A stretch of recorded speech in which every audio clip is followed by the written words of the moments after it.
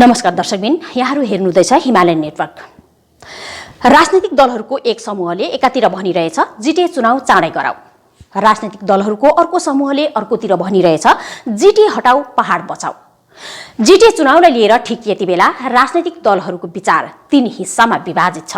एक समूह जिटिए चुनावको पक्षमा, अर्को समूह जिटिएलाई रद्द गरेर अर्कै व्यवस्था लागू गरिनुपर्ने अनि त्यो व्यवस्था चुनावी प्रक्रियाद्वारा व्यवस्थित गरिनुपर्ने पक्षमा, अनि अर्को समूह छ जसले जिटिए चुनाव सँगसँगै जिटिए नै खारिज गराइनुपर्छ भन्ने माग पनि गरिरहेका छन्।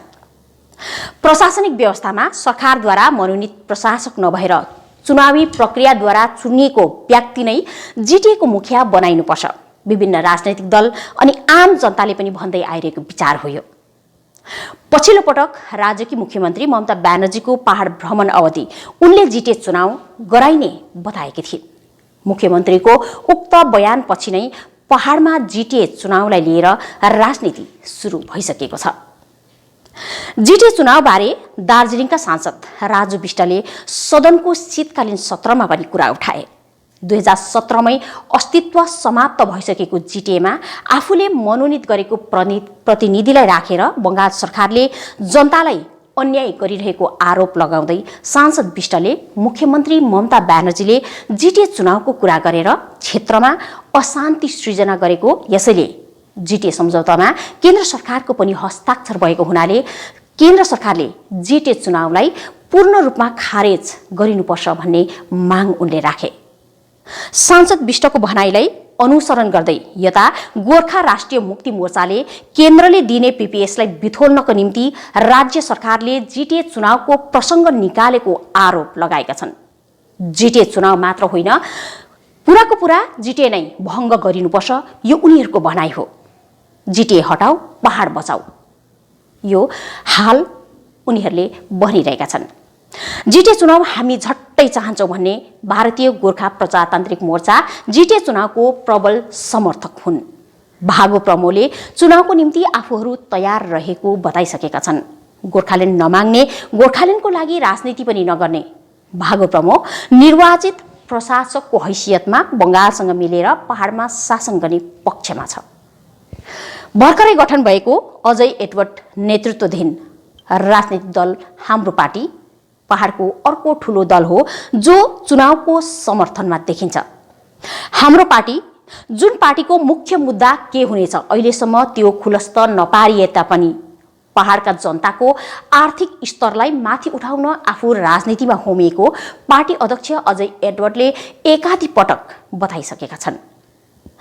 भाजपा र गोरामु जस्तो पार्टीहरू पहाडमा चुनाव मात्र होइन जिटिए नै भङ्ग गरिनुपर्ने पक्षमा छन्। त्यही राज्यले दिने व्यवस्थाको त पक्षमा, तर जिटिए चुनावको भने विरोधमा छ गोर्खा जनमुक्ति मोर्चा। जिटिएको चुनावी प्रक्रियामा हिस्सा नलिने पार्टी अध्यक्ष विमल गुरुङले अवागै बताइसकेको छ। चुनावको पक्षमा अनि चुनावको विरोधमा हालसम्म विभिन्न राजनैतिक दलहरूको अडान आइसकेको छ, तर वर्तमानमा यस्ता समूहहरू पनि छन् जो कुनै पनि राजनैतिक दलहरूसँग आबद्ध नभई मुद्दाको लागि कार्य गरिरहेको छ।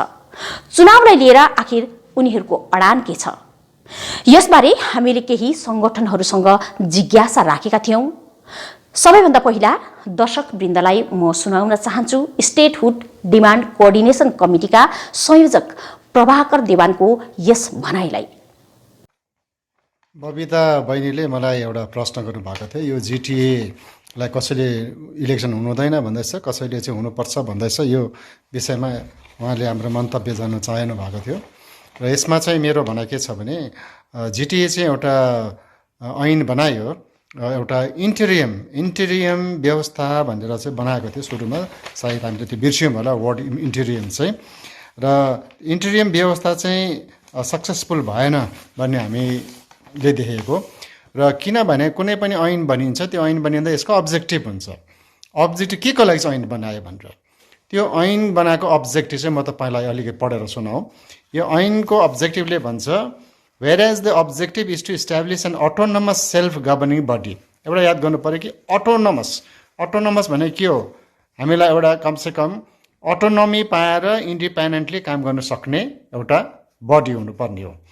to administrate the region so that the socio-economic, infrastructural, educational, cultural, and linguistic development is expedited, and ethnic identity of the Gorkhas, गोर्खाहरूको आइडेन्टिटीको कुरा पनि गरेको छ यहाँनिर establish, thereby achieving all-round development of the people of the region. Objective चाहिँ यो भयो कि all round development of the गोर्खासको यो यहाँ यो एरियामा बस्ने मान्छेको अल राउन्ड डेभलपमेन्ट भनेर चाहिँ यो ऐन बनाएको थियो, त्यो चाहिँ अब्जेक्टिभ थियो। अब यसमा हेरौँ हामीले मुख्यतमले त अब लिङ्ग्विस्टिक डेभलपमेन्टको कुरा पनि छ। अब लिङ्ग्विस्टिक डेभलपमेन्ट भनेपछि हाम्रो यो इलाकाको मानिसहरूको लिङ्ग्विस्टिक डेभलपमेन्ट हुनुपर्ने अर्थात् यसमा सपोर्ट पनि हुनुपर्ने। तर हामीले के देख्यौँ भने 2017 को एजिटेसनले बताइहाल्छ, किनभने त्यति बेला जब बङ्गाली ल्याङ्ग्वेज कम्पलसरी भन्दाखेरि पहाडमा पनि अलिक आगो लागेको थियो। र अब हाम्रो यहाँ त भाषा यो हाम्रो 3 हिल एरियाजमा त 1961 को ऐनले वेस्ट बेङ्गल अफिसियल ल्याङ्ग्वेज एक्टको साथै संविधानको धारा 8 को अन्तर्गत हाम्रो भाषाको प्रोटेक्सन पाएको हो, हाम्रो भाषा हो, यो देशको भाषा हो। तर यसको प्रिजर्भेसन भएन, यसमा चाहिँ के थियो अतिक्रमणको कोसिस भयो है। यसले गर्दा यो अब्जेक्टिभ जो सुरुमै अब्जेक्टिभमै यसमा आघात पुर्याउने काम भएको छ। अर्को कुरो त अहिले भर्खर फेरि त्यसलाई 17 को एजिटेसन अलिकति त्यो जुन चाहिँ सरकारले सोचेको कुरा अलिकति ब्याक जानु पर्यो। तर हिजो अस्ति तपाईँहरूले देखिहाल्नुभयो कि जब कि बङ्गाली भाषालाई चाहिँ भाषीलाई चाहिँ प्रायोरिटी दिने, जसले बङ्गाली भाषा जान्दछ उसलाई चाहिँ नोकरी प्रायोरिटी दिने भन्ने कुराले अझै अर्को कुरा के देख्दैछ भने यो इलाकाको मान्छेहरू त प्रायः बङ्गाली भाषी छैनन्, साह्रै यहाँ त मिडियम अफ बङ्गाली पनि छैन। यसरी नै वर्तमान चलिरहेको चुनावी राजनैतिक साथै जिटिए चुनाव विषय लिएर हामीले राखेको जिज्ञासाबारे गोर्खाल्यान्ड एक्टिभिस्ट किशोर प्रधानको मन्तव्य कस्तो छ सुन्नुहोस्। जय गोर्खा। हिमालयन नेटवर्कको यो माध्यमद्वारा म भारतभरि छरिएर बसेको सम्पूर्ण गोर्खाहरूमा गोर्खा अभिवादन टक्राउन चाहन्छु। विशेष गरिकन गोर्खाल्यान्ड एक्टिभिस्ट समूह भारतभरि छरिएर बसेको गोर्खाहरूको निम्ति भारतमा अलग एउटा छुट्टै राज्य हुनुपर्ने दिशामा कार्य गरिरहेको छ। यस्तोमा हाम्रो गोर्खाहरूको जुन एउटा राजनीतिक सङ्घर्ष छ, यो राजनीतिक सङ्घर्षलाई कसरी भाँजो हाल्नु सरकारको दुवै सरकारको धेरै योजनाहरू हामीमाथि भइरहेको छ। यस्तोमा वर्तमानमा दिल्लीको सरकारले गरिरहेको त्रिपक्षीय वार्ता जसको हामी गोर्खाल्यान्ड एक्टिभिस्ट समूहले विरोध जनाएको छौँ। राज्य सरकारद्वारा पनि राज्यभित्रको व्यवस्थाको कुरो पनि हामीले विरोध जनाइरहेका छौँ। त्यसभित्र फेरि जिटिएको चुनाव गर्नुपर्ने जुन राज्य सरकारको अहिले प्रस्तुति देखिरहेको छौँ, त्यसमा हाम्रा क्षेत्रीय 2-3 दलहरू पनि आफ्नो प्रस्तुतिमा लागिरहेको छ, त्यसको पनि हामी विरोध गर्छौँ। हाम्रो मूल एउटै मात्रै सवाल हो, भारतमा गोर्खाहरूको निम्ति एउटा अलग राज्य गोर्खाल्यान्ड हुनुपर्छ। जहाँसम्म अहिले दार्जिलिङको राजनीतिमा यो चुनाव हुनुपर्छ अथवा हुनु पर्दैन भन्ने सवाल आजको दिनमा राजनीतिक विषय भएर गइरहेको छ। हामी गोर्खाल्यान्ड एक्टिभिस्ट समूह सत्ता केन्द्रित राजनीति होइन, हाम्रो मुक्तिगामी सङ्घर्षको राजनीतिक हामीले अपनाएका छौँ। यसैले गर्दाखेरि हामी चुनाव हुनु हुँदैन भन्ने पट्टि लागेका छौँ। किन भन्दाखेरि चाहिँ यो चुनाव जिटिएको चुनाव फेरि पनि गोर्खाहरूको एकतालाई भाँजो हाल्ने सरकारको राजनीतिक षड्यन्त्र हो भन्ने हामीलाई लागेको छ। किनभने यदि सरकार चुनावको माध्यमद्वारा दार्जिलिङका पहाडका जनतालाई सुविधा र विकास दिन चाहन्छ भने पहिलो कुरो थाँतीमा रहेका दार्जिलिङ पहाडभित्रका जो जिटिए क्षेत्रभित्रका पञ्चायती व्यवस्थाको जनप्रतिनिधिहरू निर्वाचित गर्नुपर्छ। जिटिएले भन्दा पञ्चायतले नै मान्छेको घर घरमा सुविधा, अधिकार र विकास दिने काम गर्छ। आज हाम्रो दार्जिलिङमा धेरै वर्षदेखि पञ्चायत सवाल आजको दिनमा राजनीतिक विषय भएर गइरहेको छ। हामी गोर्खाल्यान्ड एक्टिभिस्ट समूह सत्ता केन्द्रित राजनीति होइन, हाम्रो मुक्तिगामी सङ्घर्षको राजनीतिक हामीले अप्नाएका छौँ। यसैले गर्दाखेरि हामी चुनाव हुनु हुँदैन भन्नेपट्टि लागेका छौँ। किन भन्दाखेरि चाहिँ यो चुनाव, जिटिएको चुनाव फेरि पनि गोर्खाहरूको एकतालाई भाँजो हाल्ने सरकारको राजनीतिक षड्यन्त्र हो भन्ने हामीलाई लागेको छ। किनभने यदि सरकार चुनावको माध्यमद्वारा दार्जिलिङका पहाडका जनतालाई सुविधा र विकास दिन चाहन्छ भने पहिलो कुरो थाँतीमा रहेका दार्जिलिङ पहाडभित्रका जो जिटिए क्षेत्रभित्रका पञ्चायती व्यवस्थाको जनप्रतिनिधिहरू निर्वाचित गर्नुपर्छ। जिटिएले भन्दा पञ्चायतले नै मान्छेको घर घरमा सुविधा, अधिकार र विकास दिने काम गर्छ। आज हाम्रो दार्जिलिङमा धेरै वर्षदेखि पञ्चायत चुनाव नभएकोले गर्दाखेरि गाउँ गाउँको विकासहरूमा बाधा भइरहेको छ। मानिसहरूले कतिवटा कागजपत्रहरू, बर्थ सर्टिफिकेटदेखि लिएर डेथ सर्टिफिकेटदेखि लिएर इन्कम सर्टिफिकेटदेखि लिएर थुप्रै कामहरू आज बाधित भएर गइरहेको छ।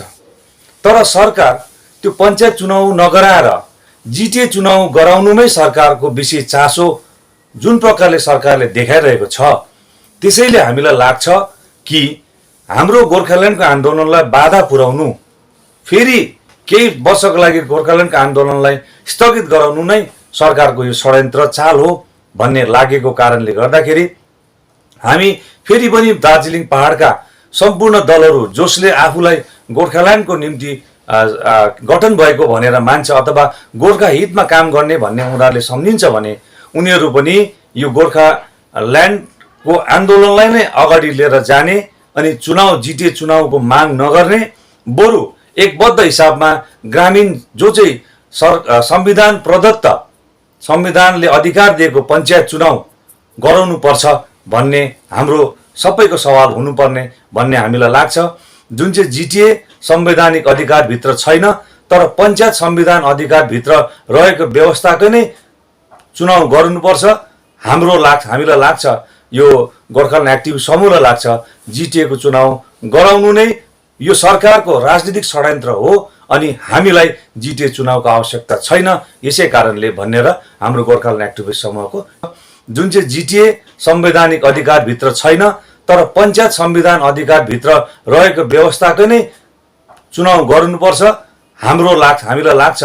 यो गोर्खाल्यान्ड एक्टिभिस्ट समूहलाई लाग्छ जिटिएको चुनाव गराउनु नै यो सरकारको राजनीतिक षड्यन्त्र हो अनि हामीलाई जिटिए चुनावको आवश्यकता छैन। यसै कारणले भनेर हाम्रो गोर्खाल्यान्ड एक्टिभिस्ट समूहको टेक छ। धन्यवाद। जिटिए चुनावको समर्थन छ वा विरोध? यदि चुनाव गराइनुपर्छ भने किन गराइनुपर्छ? यदि चुनावको विरोध हो भने त्यसको कारण के हो? दलगत राजनीतिबाट अलग बसेर मुद्दाको निम्ति कार्य गरिरहेकी अञ्जनी शर्मा भुजेलको मन्तव्य यस्तो छ।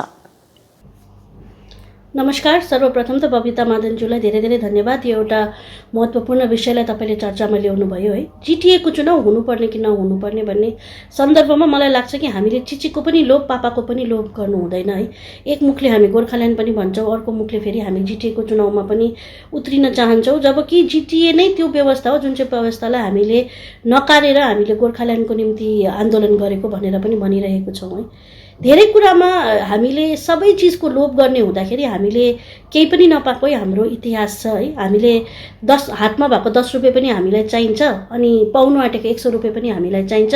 त्यो दुईटै कुरो हामीले लोभी गरेर राख्ने खोज्दाखेरि सरकारले साटेर 5 रुपियाँ मात्रै दिएको हाम्रोमा इतिहास धेरै नै छन्। यो पनि त्यस्तै सन्दर्भ जस्तो मलाई लाग्छ है। अर्को कुरा हामीले सोच्छौँ कि हामीले राजनीति डरलाग्दो बुझेको छौँ है। हाम्रा एक राजनीतिज्ञहरू, विश्लेषकहरू, हाम्रो राजनीतिमा आउनुभएको सबैजना व्यक्तिहरूलाई हेर्छु है। हामी सबैले राजनीति र राजनीतिलाई यस्तो प्रकारले सोच्छौँ कि हामी सबै कुरो जान्दछौँ, तर एउटा कुरा हामीले बिर्सन्छौँ कि हामी नेसनल लेभल मात्रै होइन, ग्लोबल लेभलको पोलिटिसियन्सहरूसँग अगाडि उहाँहरूको प्रतिस्पर्धामा बसिरहेको छौँ गोर्खाल्यान्डको मुद्दाको निम्ति। दुईटा यस्तो व्यक्तित्व जुन चाहिँले भारतवर्षलाई मात्रै होइन विश्वलाई राजनीतिको नयाँ दाउपेचहरू सिकाइरहेको छ। ममता ब्यानर्जी अनि नरेन्द्र मोदीज्यू है। उहाँहरूको राजनीतिक कौशलता र उहाँहरूको मात्रै होइन उहाँहरूको टिमको राजनीतिक कौशलतालाई विश्वले मानेको छ है। चाहे त्यो बेङ्गलको इलेक्सन्स होस् या नेसनल कुनै इस्युज हो, इन्टरनेसनल कुनै मुद्दाहरू हो, उहाँहरू पोलिटिक्सको एक्सपर्ट्स हुन् है। अनि पोलिटिक्स भनेको it's like a chess play है। हामीले यहाँनिर बसेर त्रिपक्ष वार्तामा वेस्ट बेङ्गलको रिप्रेजेन्टेटिभ आउँछ कि आउँदैन, वेस्ट बेङ्गलको रिप्रेजेन्टेटिभलाई किन बोलायो, वेस्ट बेङ्गलकोले बोलायो भने वेस्ट बेङ्गलभित्रकै व्यवस्था दिन्छ भनेर 10 किसिम चर्चा त गर्छौँ है। तर हामीले कतिपल्ट चाहिँ यो सोचेको छौँ कि हाम्रो जुन चाहिँ मुद्दा छ नि त्यो मुद्दाको विषयमा चर्चा हुँदा सायद हामी त्यो चर्चामा पार्टिसिपेन्ट नै थिएनौँ है। ममता ब्यानर्जी अनि नरेन्द्र मोदीज्यू as chief minister of West Bengal र प्राइम मिनिस्टर अफ इन्डिया कतिपल्ट यो 3-4 सालमा मात्रै भेटिसक्नुभयो भन्नुहोस् त। कतिवटा अफिसियल मिटिङ्सहरू भइसक्यो उहाँहरूले वेस्ट बेङ्गलको इस्युजलाई लिएर। अनि त्यो अफिसियल मिटिङ्सहरूमा तपाईँहरूलाई लाग्दैन कि गोर्खाको मुद्दाको डिस्कसन भएको होला? उहाँहरूले गोर्खाल्यान्डको जुन चाहिँ इस्यु छ त्यसलाई डिस्कस गरेनन् होला, त्यसको लागि सल्युसन्सहरू सोचेनन् होला? किनभने हेर्नुहोस्, फर्म अफ गभर्मेन्ट, मैले मोदीजी अनि ममता ब्यानर्जीज्यूलाई पनि मात्रै पनि भनेको होइन, तर form of government, state government, central गभर्मेन्टको रिस्पोन्सिबिलिटी हो कुनै पनि इस्युलाई मिनिमम डिस्ट्रप्सन है, कम्तीभन्दा कम्ती कौतूहलता या प्रब्लम्सहरू क्रिएट गरिकन त्यसलाई रिजल्भ गर्नु। उहाँहरूको हमेसा जब पनि कुनै प्रब्लम रिजल्भ गर्नुपर्छ जस्टिस या सोसियल जस्टिस या के भन्छ डेमोक्रेटिक डिसिसन्स लिएर गरेको हुँदैन। 90% of the time governmental decisions हुन्छ मिनिमाइजेसन अफ डिस्ट्रप्सनलाई लिएर है। अनि अहिले त यति राम्रो उहाँहरूले खेल्नुभएको छ। हेर्नुहोस्, ममता ब्यानर्जीज्यूले पनि आएर पहाडको रिप्रेजेन्टेटिभहरूलाई नि है, अनित थापाज्यूलाई, विमल गुरुङज्यूलाई, उहाँको टिएमसीका दलहरूलाई सबैलाई कर्सियङमा नै मिटिङ गरेर रिस्पोन्सिबिलिटी दिएको छ कि पर्मानेन्ट पोलिटिकल सल्युसन तिमीहरूलाई के चाहिएको भन न त भनेर। अनि याद राख्नुहोस्, उहाँहरूले टेम्पररी पोलिटिकल सल्युसन भन्नुभएको छैन, पर्मानेन्ट पोलिटिकल सल्युसन भन्नुभएको छ। अब पर्मानेन्ट पोलिटिकल सल्युसन तपाईँलाई मागेको छ भने के तपाईँले त्यो सल्युसनमा चाहिँ जिटिएको इलेक्सन माग्नुहुन्छ त? कि तपाईँलाई लाग्छ कि तपाईँको पर्मानेन्ट पोलिटिकल सल्युसन के जिटिएको इलेक्सन हुँदाखेरि हुन्छ त? या फेरि तपाईँले गोर्खाल्यान्ड माग्ने हिम्मत गर्नुहुन्छ होइन? यहाँनिर त सिचुएसन यस्तो छ, माग के दिखाओ क्या माग्ना है भन्ने पाराले उहाँहरूले त तपाईँहरूलाई प्लेटमा सजाएर दिइसक्नुभयो। अब तपाईँहरूले के गर्नुहुन्छ त्यसले डिटरमाइन गर्छ कि गोर्खाको भविष्य कहाँ जान्छ है। अर्को पक्षमा तपाईँले हेर्नुभयो भने मलाई सबैभन्दा चिन्ताजनक लागेको विषय हो, अस्ति नै एउटा कालिम्पोङको प्रेस वार्तामा हाम्रा बिजेपीका एकजना सूत्रधारले भन्नुभएको थियो है कि उहाँहरूको एउटा मिटिङ भएको थियो गोर्खा बिजेपीको। अनि गोर्खा बिजेपीको मिटिङमा उहाँहरूले एउटा रेकमेन्डेसन पठाउनु भएको छ बिजेपीको सेन्ट्रल बडीलाई कि गोर्खाजहरूको सल्युसन चाहिँ के हुनसक्छ, पर्मानेन्ट सल्युसन चाहिँ के हुनसक्छ त? उहाँहरूले के रेजोल्युसन पठाउनु भएको छ त? के त्यो रेजोल्युसनमा गोर्खाल्यान्डै लेखेर पठाउनु भएको छ कि अन्य केही व्यवस्था गोर्खाल्यान्डभन्दा कम्ती दिएर पठाउनु भएको छ त? होइन, त्यो कुरा पनि हामीले सोच्नुपर्ने र विचार्नुपर्ने जस्तो लाग्छ। किनभने at the end of the day गोर्खाको रिप्रेजेन्टेटिभ हाम्रो निम्ति बिजेपीमा गोर्खा बिजेपी नै हो र गोर्खा बिजेपीले के रिप्रेजेन्टेसन पठाएको छ त्यसले बहुत फरक पर्नेछ। किनभने उहाँहरूले उनीहरूको जस्तो प्राइम मिनिस्टर मोदीज्यूको या बिजेपीको कुनै पनि पोलिटिसियन्सको इन्फर्मेसन कहाँबाट जान्छ भन्दाखेरि उनीहरूकैबाट जान्छ होइन। साथसाथमा गठबन्धन दलको व्यक्तिहरूले कस्तो प्रकारले के राख्नु भएको छ त्यसमा पनि जान्छ है। हामीले आफ्नो मुद्दाको लागि हामी आफै नै वफादार छैनौँ, आफै नै हामीलाई यो दिँदा पनि हुन्छ त्यो दिँदा पनि हुन्छ भनेर हामी बसिरहेको छौँ र हामीले ब्लेम चाहिँ अरूलाई गर्ने गर्छौँ है। अन्त मलाई यो प्रोसेस इन्टायरली आजकल एकदमै त्यो बेकारमा हामीलाई थकाउने मेलो मात्र हो क्या। किनभने सबैभन्दा पहिला त हामीलाई थाहा पाउनुपर्छ कि हामीलाई के चाहिएको। हामी मध्येमा हामीलाई नै आधालाई थाहा छैन कि हामीलाई के चाहिएको। गोर्खाल्यान्ड भन्ने व्यक्तिहरूले पनि मनमनमा अरू नै लालच लिएर बोकिरहेर हिँडिरहेको देख्छु। अनि मलाई गोर्खाल्यान्ड चाहिँदैन भन्ने व्यक्तिले पनि फेरि टाइममा मनभित्र त गोर्खाल्यान्डै छ भन्छन् है।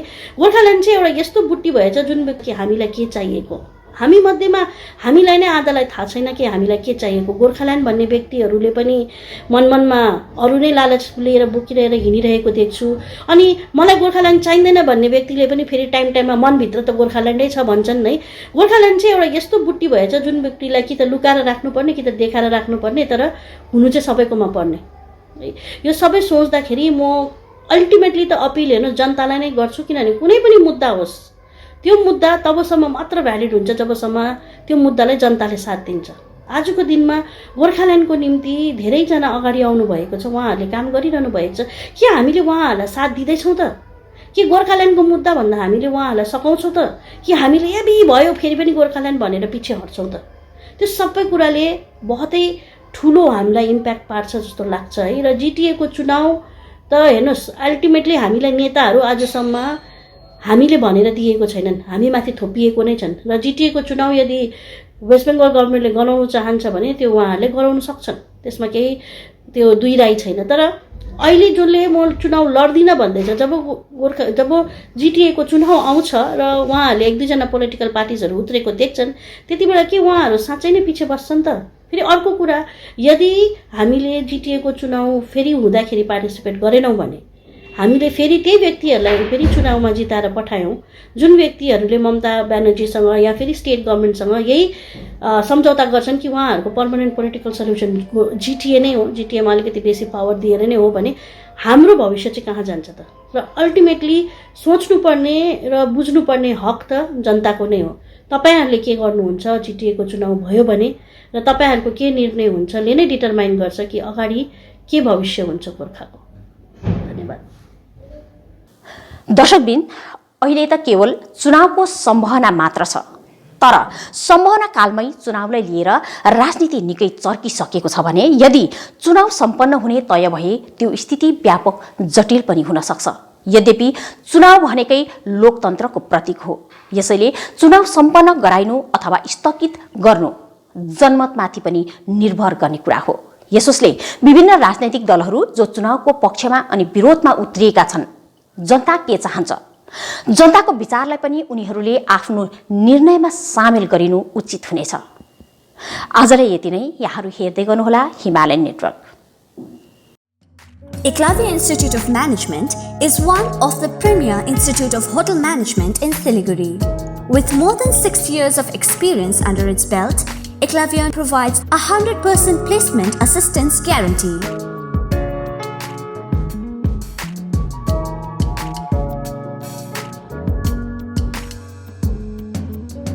We offer 1.5 years diploma in travel, tourism and hospitality management, as well as a 6 months diploma in food production, food and beverage services, front office and housekeeping. For further details, contact Eklavya Institute of Management, Lama Building, behind Hotel Heritage, Patel Road, Pradhan Nagar, Siliguri.